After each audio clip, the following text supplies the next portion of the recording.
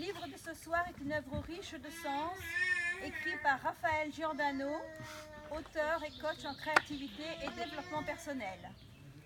Ta deuxième vie commence quand tu comprends qu'il n'y en a qu'une. Je vais vous lire donc ce soir un extrait de cet auteur remarquable. Un sourire ne coûte rien et il a pourtant une influence considérable sur votre entourage comme sur votre propre morale. Le bénéfice est double. Vous connaissez bien sûr les paroles de l'abbé Pierre. Un sourire coûte moins cher que l'électricité, mais donne autant de lumière.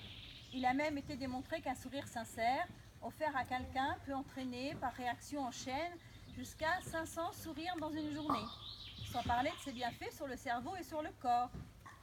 Savez-vous qu'une étude récente menée aux USA le prouve?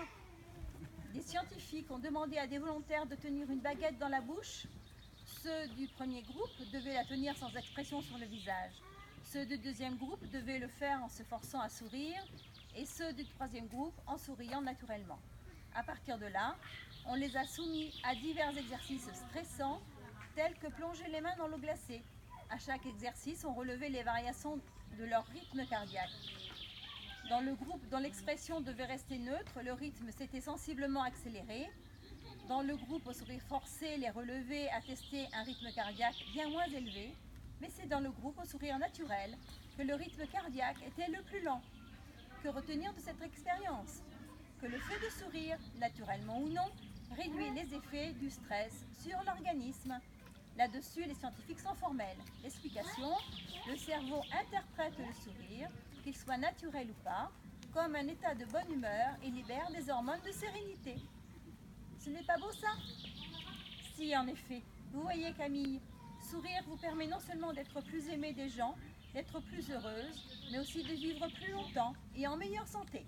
Sans parler du fait que vous êtes tellement plus belle quand vous souriez. Votre visage en est tout illuminé, vous avez l'air plus jeune. L'étape suivante, c'est d'apprendre à faire vivre votre sourire intérieur. Mon sourire intérieur? Oui, c'est un sourire tourné vers soi-même, sourire qui apporte la fameuse paix intérieure. Une quête, un Graal, qui nous semble souvent inaccessible, à nous, pauvres occidentaux en mal de spiritualité. Il faut dire qu'aujourd'hui, nous n'avons pas vraiment en bas de chez nous quelqu'un capable de nous donner ce type d'enseignement, ni sur les bancs d'une fac, entre un cours de marketing et un de juridique. Alors qu'aux temps anciens, les maîtres taoïstes enseignaient l'art de ce sourire-là et expliquaient qu'il était garant de santé, de bonheur et de longévité. Car ce sourire à soi-même, c'est comme plonger dans un bain d'amour. Non seulement le sourire intérieur donne une énergie réconfortante, mais il possède aussi un pouvoir de guérison non négligeable. Voilà, chers téléspectateurs de la nuit, j'espère vous avoir donné l'envie d'ouvrir cet ouvrage. Durant la lecture, un tirage au sort a eu lieu parmi les nombreux appels reçus. Le nom et l'adresse du gagnant défilent au bas de votre écran. Bonne fin de nuit à vous tous.